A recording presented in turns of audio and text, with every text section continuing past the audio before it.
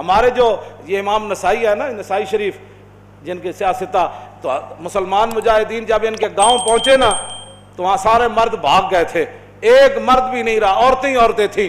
جب مسلمان مجاہدین کو پتہ چلا کہ یہاں تو عورتیں ہی عورتیں ہیں، تو انہوں نے یہ نہیں کہا یہ تو غیروں کی عورتیں ہیں، لوٹ مار کرو، قتل و غارت کرو۔ انہوں نے کہا کہ نہیں، عورتوں سے ہمیں لڑنے کی کوئی ضرورت نہیں ہے۔ وہ اس گاؤں کو چھوڑ کر واپس آ گئے، کہا کہ یہاں تو عورتیں ہی عورتیں ہیں اور تم کیا کر رہے ہو؟ یہ ہے مسلمانوں کا کردار۔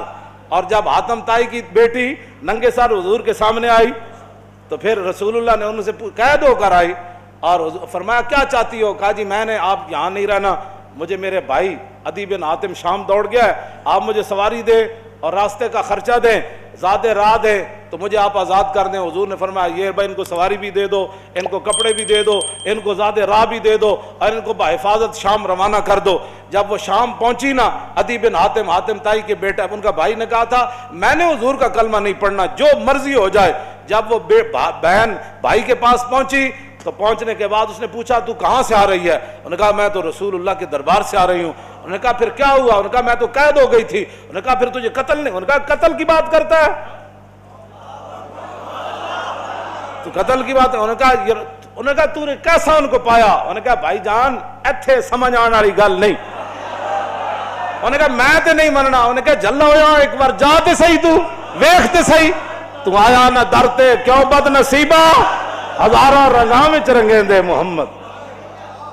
بہن دے کہن ہوتے عدی بن حاتم کہنے میں تو تیز سواری رکھی ہوئی سی، میں تو نس آیا، میں حضور دا کلمہ نہیں پڑھنا۔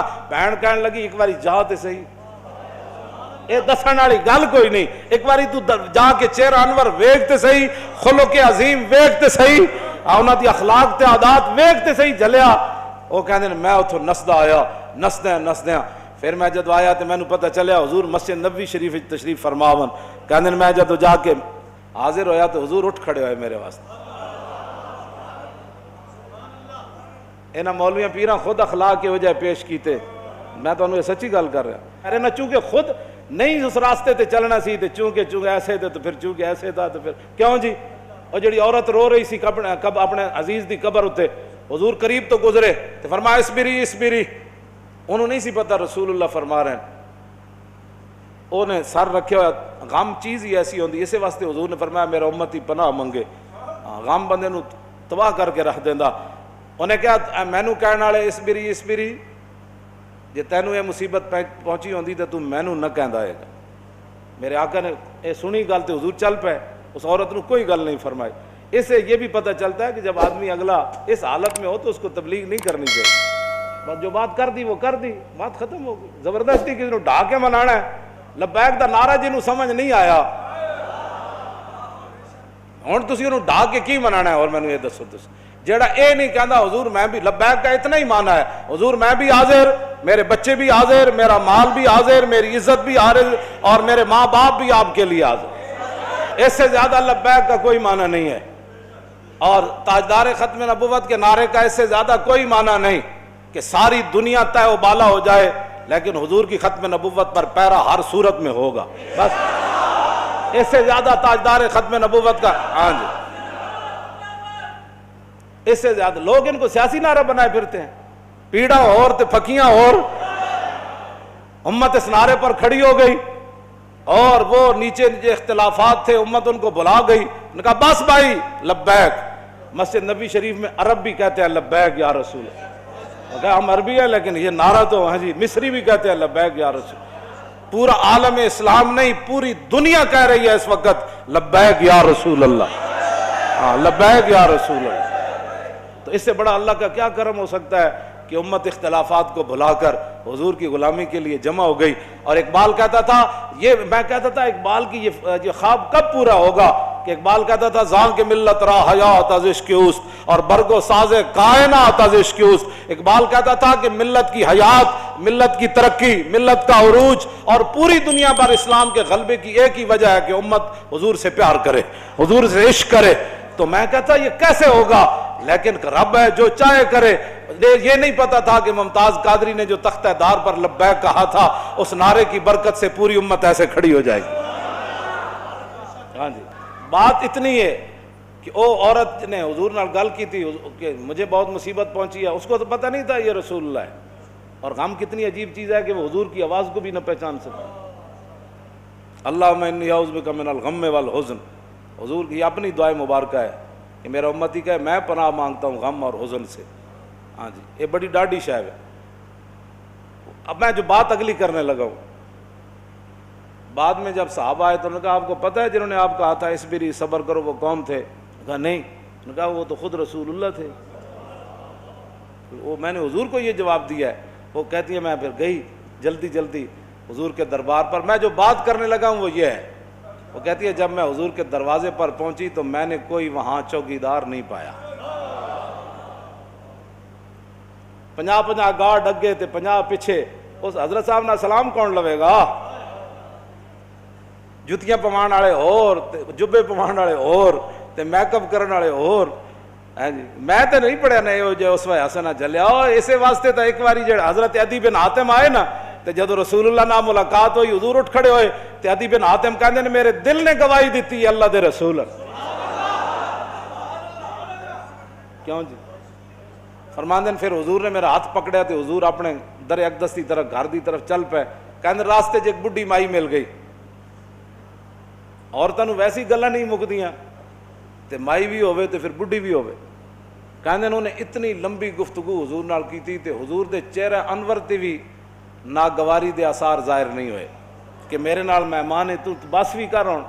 کہندے نے میں کھڑ کھڑ کے تھک گیا، لیکن رسول اللہ نے ایک بار بھی اس مائی نو نہیں فرمایا کہ مائی بس کر اور کام تھوڑے۔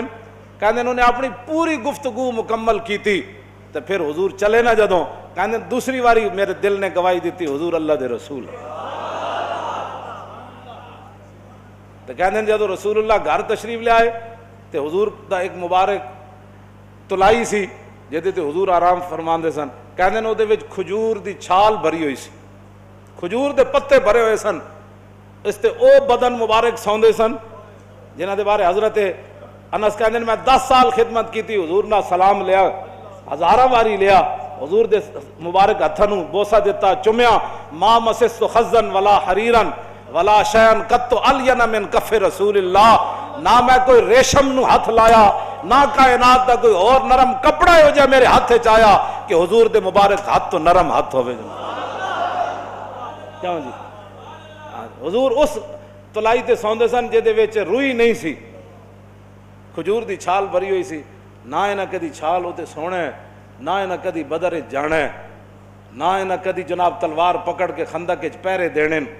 انہیں تو کہنا یہ لبیک والے کیا کر رہے ہیں؟ اسلام تو امن کا درس دیتا ہے۔ میں کہا دسو نا خندق وچ کتنے بندے آئے؟ کیوں جی؟ خندق وچ کتنے بندے آئے؟ یہ دسو نا قوم لوگاں نو، اذا جاءتکم جنود فارسلنا علیہم ریحا وجنودا لم تروا وکان اللہ بما تعملون بصیرا اذ جاءوکم من فوقکم ومن اسفل منکم وزاغت الابصار وبلغت القلوب الحناجر وتظنون باللہ الظنونا هنالک ابتلی المؤمنون وزلزلوا زلزالا شدیدا واذ یقول المنافقون والذین فی قلوبہم ما وعدنا اللہ ورسولہ فی قلوب مرض ما وعدنا اللہ ورسول اللہ غرورا۔ یہ تو منافق کا کام ہوتا ہے جب مشکل وقت او جی دیکھا گریک ٹاؤن ہو گیا، اور میں کہا پھر کی ہویا؟ یہ تو منافق کا کام ہوتا ہے کہ جب مشکل حالات آئے تو کہ دیکھو جی جن کا دیکھو جی اللہ رسول ساڑھے نہ ہاتھ، میں ہاتھ کرنے دا معنی کر رہے ہیں، لفظی معنی تو نہیں نہ بنتا۔ اللہ رسول نے تو ان کا لفظی معنی کیا بنتا ہے کہ انہوں نے کیا اللہ رسول کی طرف نسبت کر دی کہ ہمیں تو دھوکے سے دوچار کر دیا گیا۔